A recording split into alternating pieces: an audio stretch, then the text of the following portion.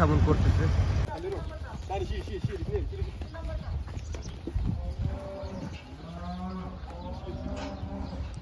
দেখেন কিভাবে সিস্টেম করতে হচ্ছে ওখানে। আসসালামু আলাইকুম। আজকে সৌদি আরবের তৃতীয় রমজান চলতেছে। তো আজকে তৃতীয় রমজানে কি কি করি আমি সেই বিষয়টা আপনাদের মাঝে তুলে ধরার চেষ্টা করব ইনশাআল্লাহ। আমি খামারে চলে এসেছি, আর এখানে এরা খাবার দেওয়ার কাজ করতেছে। আর আমার প্রথম কাজ আমি আপনাদেরকে বলছি বহুবার, সর্বপ্রথম খামারের গরুগুলো চেক করা। কাজ করে সেই কাজটাই করব।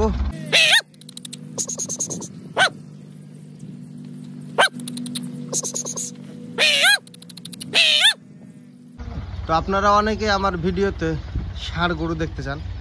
তো এই খামারে জাস্ট আমেরিকান ষাঁড় গরু আছে কিছু সংখ্যক, আর পুরা খামার জুড়ে 2 পিস ফ্রিজিয়াম হোল্যান্ডে যে ষাঁড় গরু সেগুলো আছে।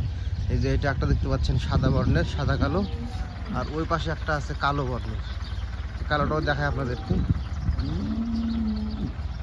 যে এটা হচ্ছে কালো বর্ণের। এই দুইটাই আছে ফ্রিজিয়াম ষাঁড় এই পুরো খামার জুড়ে।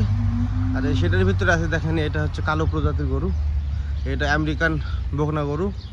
পাশাপাশি এ পাশেও আছে এটা আমেরিকান বকনা গরু, আর ওই পাশেও এটা দেখায় আপনাদেরকে কত সুন্দর কালার। দেখেন বকনা গরু আমেরিকান। এই যে দেখেন মাথা সাদা, পা সাদা, পেটের নিচ দিয়ে সাদা, পুরো বডি কালো। এটা কিন্তু আমেরিকান বকনা গরু, মাশাআল্লাহ। এই যে এইগুলো হচ্ছে আমেরিকান ষাঁড় গরু। এটা আমি বললাম আপনাদেরকে যে খামারে জাস্ট আমেরিকান ষাঁড় গরু আছে। এই যে দেখেন এখানে কিন্তু অনেকগুলো আছে আমেরিকান ষাঁড় গরু। সেটা যতগুলো গরু আছে সবগুলো কিন্তু আমেরিকান ষাঁড় গরু এগুলো, এবং এইগুলো দুষ্টু প্রকৃতি।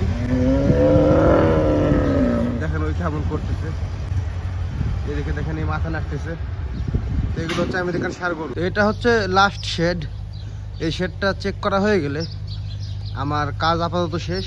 এবং আপনাদেরকে প্রথমে আমি দেখাইছি যে ওরা খাবার দিচ্ছে, তো ওদেরও খাবার দেওয়া প্রায় শেষের পথে। তো এখন আপাতত আর কাজ নাই, কারণ আপনার খামারে যেহেতু গরু একদম সীমিত, বিধায় কাজটা কম। তো এখন আমরা এই শেডটা চেক করা হয়ে গেলে সকলে মিলে চলে যাব রুমে। আর দুপুরে আবার কিছু কাজ আছে, তো যদি আসি আমি খামারে তাহলে দুপুরে কাজটা দেখাবো আপনাদেরকে। আর না হলে হয়তো গিয়ে আবার বিকেলে কাজ স্টার্ট হবে। এবং এর ফাঁকে দেখা যাচ্ছে কিছু কাজ আছে আমাদের পার্সোনাল, যেমন রান্না বান্না করা বা যার যে কাজ থাকে সেগুলো করব। আজকে আপনাদেরকে দেখাবো আমি ইফতারের জন্য কি করতেছি এবং কি রান্না বান্না করতেছি আজকে।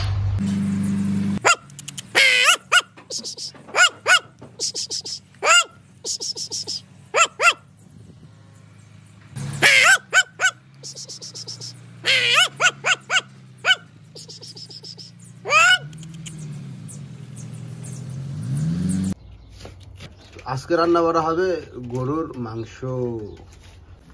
তো এখানে বুট রান্না করা শেষ, এদিকে গরুর মাংস হচ্ছে।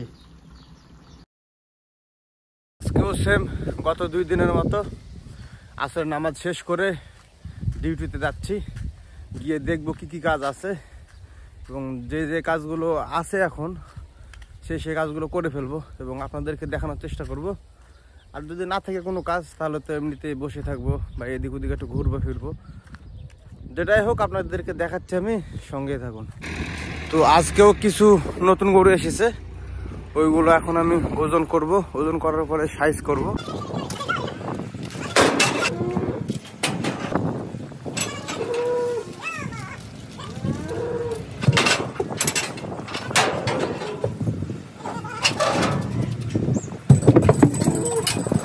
এইদিকে 2টা বকনা বাছুর অর্ডার হয়েছে, এখন লোড করে দেওয়া হচ্ছে গাড়িতে। এই 2টা কষাখানাতে চলে যাবে।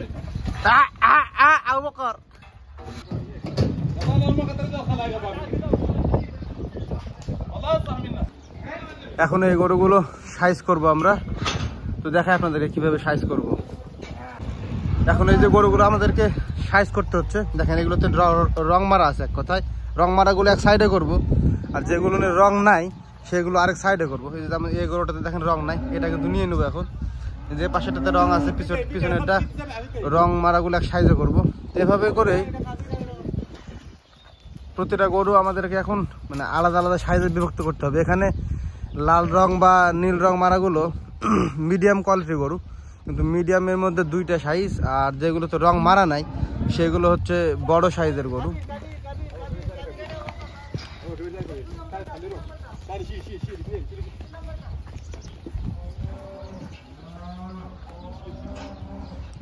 দেখেন কিভাবে সিস্টেম করতে হচ্ছে ওখানে। তো এইভাবে এখানকার গরুগুলো সাইজ করতে হবে। সাইজ করার পরে আসতেছে আপনাদের মাঝে আবারও।